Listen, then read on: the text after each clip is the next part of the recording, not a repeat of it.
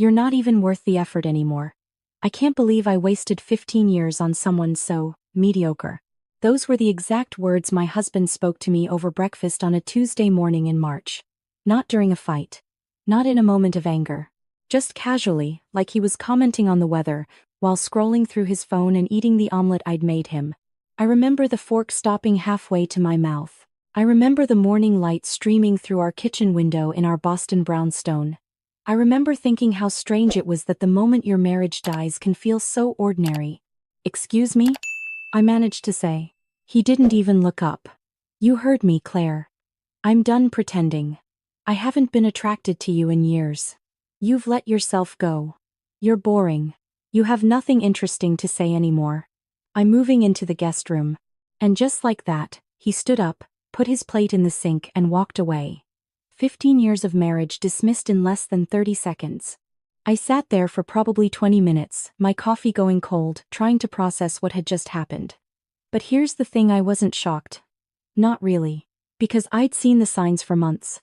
I'd just been too afraid to name them. Let me back up. My name is Claire Morrison. I'm 42 years old. Or I was when this story began. I'd been married to Daniel Morrison for 15 years. We met in graduate school at MIT, both of us studying engineering. He was brilliant, charming, ambitious. I was impressed by his drive. He said he was impressed by my mind. We built a life together. He became a senior project manager at a tech firm.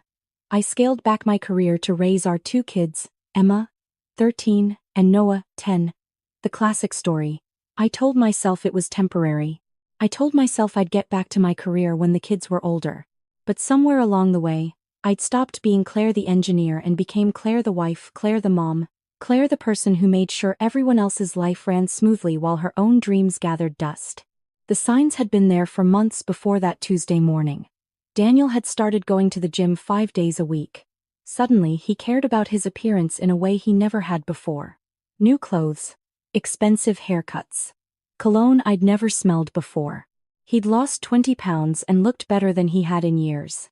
At first, I'd been happy for him. Proud, even. I'd encouraged it. I was so stupid. He'd stopped touching me around the same time. At first, it was subtle. A kiss on the cheek instead of the lips. Pulling away when I tried to hug him. Making excuses when I initiated intimacy. Too tired. Too stressed. Too busy. Then there were the late nights at work. The weekend emergency meetings. The phone calls he'd take in another room. The way his face would light up when a text came through, then immediately go blank when he saw me looking. I tried to talk to him about it. Multiple times. He'd shut me down every time. Told me I was being paranoid. Told me I was too needy. Told me his work was demanding and I should be more supportive. So, I tried harder. I'd started cooking his favorite meals again. I'd suggested date nights. I'd bought new clothes. I tried to be more interesting, more fun, more whatever it was he seemed to need. But nothing worked. He'd cancel our plans at the last minute. He'd barely touch the food I made. He'd look at me with something that resembled disgust. That morning, when he finally said the quiet part out loud, something clicked into place. The confusion cleared.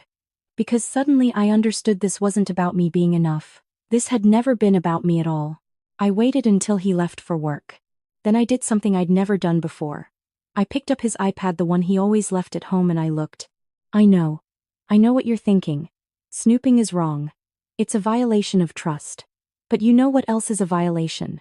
15 years of lies. His messages were there. All of them. Because he'd never bothered to set up a separate password. Why would he? I was mediocre, boring Claire. Too stupid to ever question him. Her name was Natalie Chen. 29 years old. A new hire at his company. She'd started 8 months ago. The messages went back 7 months and 3 weeks. I read every single one. It took me 3 hours. And with each message, each photo, each explicit conversation, I felt something inside me crystallize into something cold and clear. They'd been sleeping together for 7 months. He'd told her he loved her. He'd taken her to the same restaurants we used to go to. He'd used our couple's massage's gift certificate, the one I'd bought him for his birthday, to take her to the spa. He'd told her I was frigid. That our marriage had been dead for years. That he was only staying until the kids were older. That she was everything I wasn't: passionate, exciting, young. He'd promised her he'd leave me by the end of the year. But here's the most interesting part. In one message, he'd written, "I need to make sure everything is set up right first. The house is in both our names and there's the investments. I need to talk to someone about how to structure things so I don't lose everything." He was planning his exit, calculating how to leave me with as little as possible, while I was making his breakfast and raising his children and trying desperately to save a marriage that he'd already murdered. I took screenshots of everything. Every message. Every photo. Every detailed plan about their future together and how to minimize his financial obligations to me. Then I put the iPad back exactly where I'd found it. I made myself a cup of tea. And I started planning. Here's what I didn't do. I didn't cry. I didn't confront him. I didn't fall apart. I didn't call my sister or my best friend or have an emotional breakdown. I got strategic. The old Claire would have confronted him immediately. Would have begged him to choose us, to go to counseling, to try to save the marriage. The old Claire would have believed his gaslighting, his excuses, his promises to do better. But that Claire died on a Tuesday morning in March when her husband called her mediocre. The new Claire? She played the long game. I went back to acting normal. Sweet, oblivious Claire who didn't notice her husband barely looked at her. Who made dinner every night and asked about his day and never questioned where he was or who he was with. Meanwhile, I started building my case. I documented everything. I created a separate cloud account he didn't know about. I uploaded every screenshot, every piece of evidence. I took photos of the credit card statements showing the spa visits, the restaurant charges, the hotel rooms. I opened a bank account in just my name. Started funneling small amounts of money there every week from our joint account. Grocery money, gas money. Amounts small enough he'd never notice. I made copies of every financial document we had. Investment accounts. Retirement funds. The deed to the house. His employment contracts. And then I called a lawyer. Not just any lawyer. I asked around discreetly. I found the best divorce attorney in Boston. Catherine Walsh. She had a reputation for being absolutely ruthless and getting her clients everything they deserved. I met with her on a Thursday afternoon while Daniel was at work and the kids were at school. I brought everything I'd gathered. She looked through it all. Then she looked at me with something like respect. "Mrs. Morrison," she said. "You've done my job for me. This is airtight. He won't have a leg to stand on." "Good," I said. "Because I want everything I'm entitled to." "He wants to call me mediocre? He wants to throw away 15 years like they meant nothing? Then he can pay for that choice." She smiled. "I like you. We're going to work well together." We planned everything carefully. In Massachusetts, there's no legal separation period required for a no-fault divorce. But I wanted fault. I wanted everyone to know exactly what he'd done. Catherine advised me to wait a few more weeks. To gather more evidence if possible. To make sure he didn't get suspicious and start hiding assets. So I waited. I played the perfect wife. I smiled when he came home late. I didn't comment when he moved his things into the guest room because of his snoring. I even suggested he should take a weekend trip to de-stress knowing full well he'd take Natalie. He did. And I documented it all. The hotel charge in Vermont. The photos she posted on Instagram of their secret getaway before hastily deleting them. During those weeks I also did something else. I started taking care of myself. Not for him. Not to win him back. For me. I called a therapist. Dr. Sarah Park. She was incredible. In our first session, I broke down everything that had happened. "How do you feel?" she asked. "Angry," I said. "Humiliated. Stupid for not seeing it sooner." "You're not stupid," she said firmly. "You trusted someone you loved. That's not stupidity. That's being human." Over the next few weeks, she helped me understand something crucial. Daniel's betrayal wasn't about my worth. It was about his character.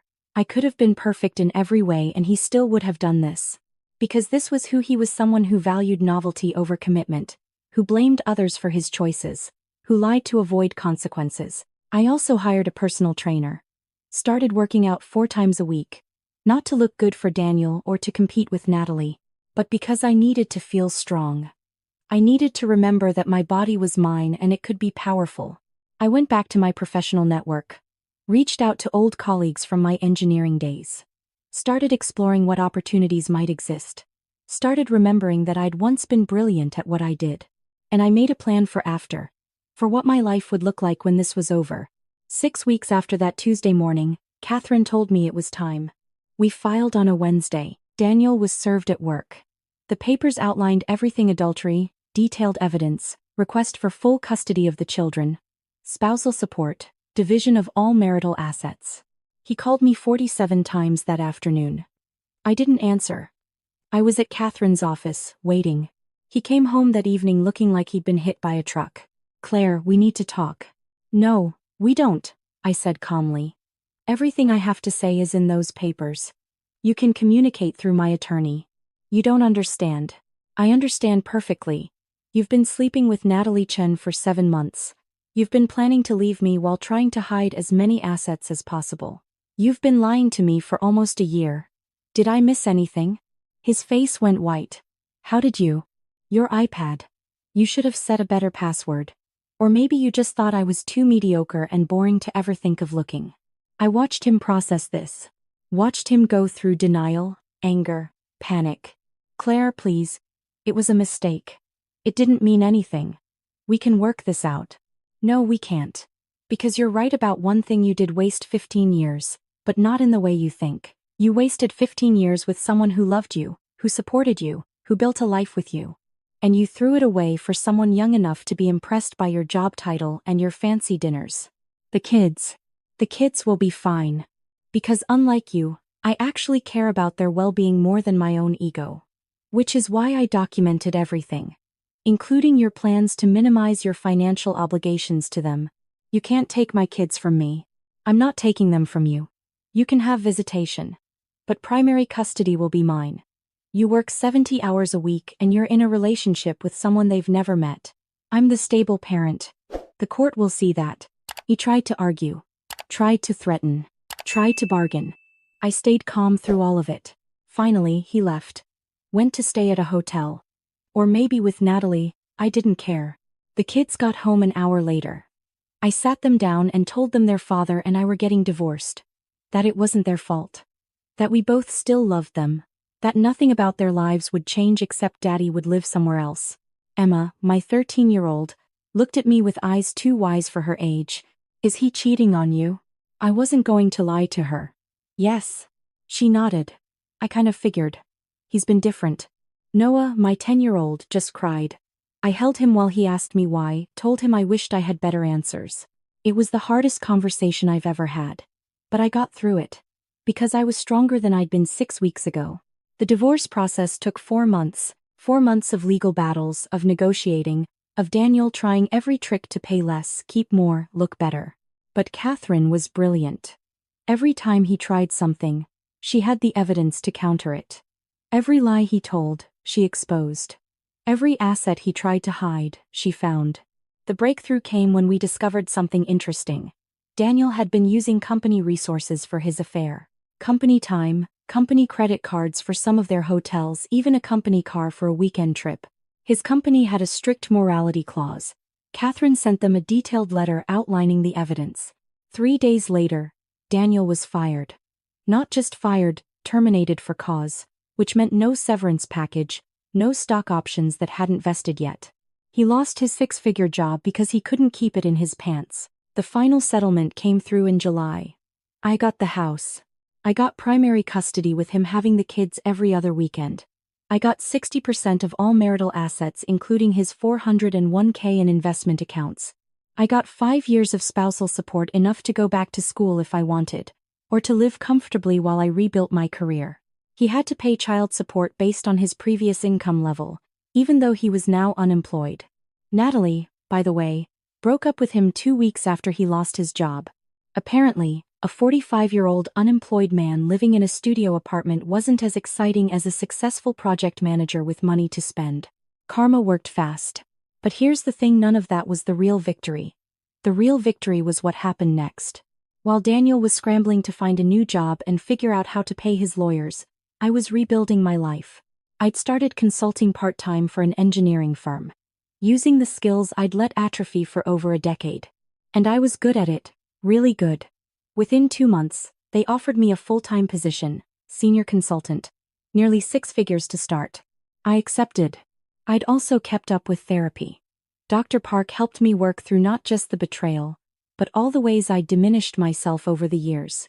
All the dreams I'd deferred. All the times I'd made myself smaller to make Daniel comfortable. You spent 15 years being who he wanted you to be, she told me. Now you get to discover who you actually are. And I did.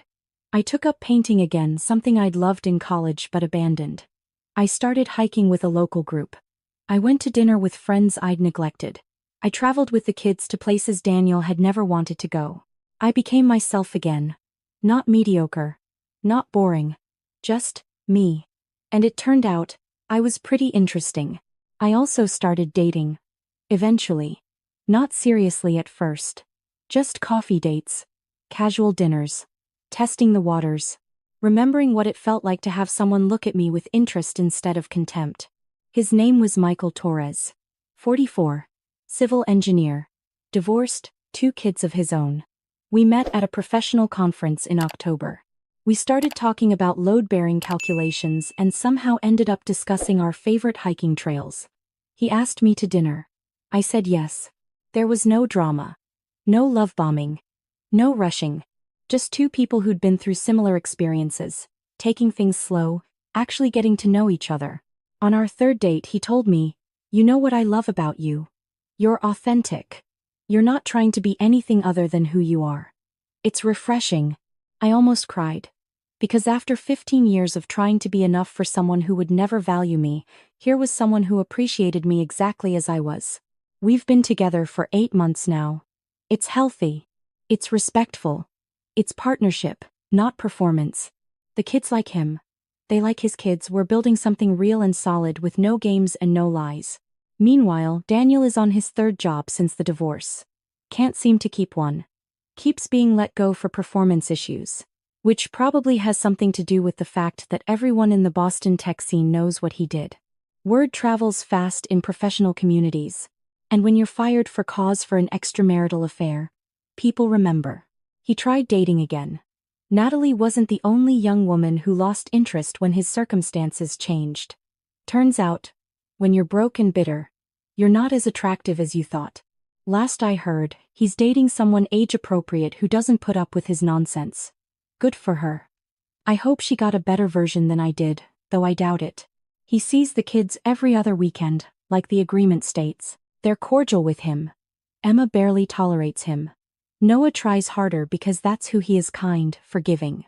They're both in therapy to help process everything. I ran into Daniel about a month ago. At a coffee shop downtown.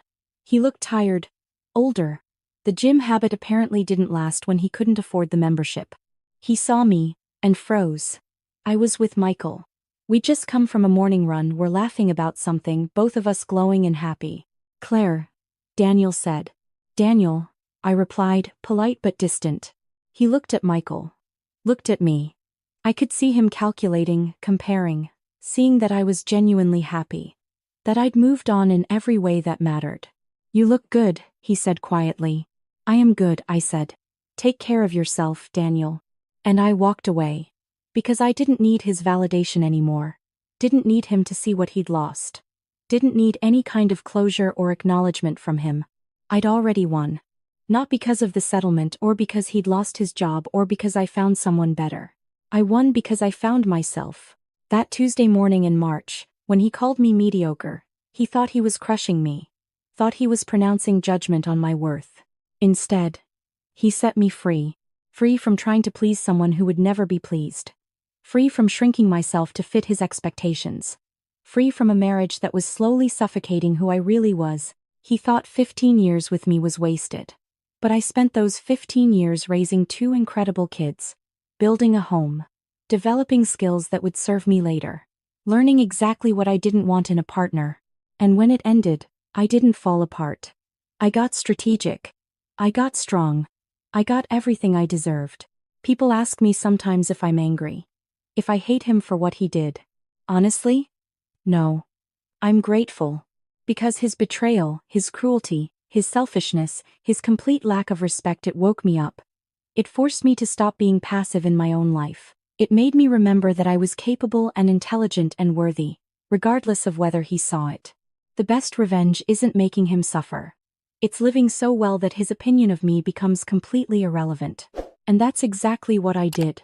I'm 43 now. I have a career I love. Kids who are thriving.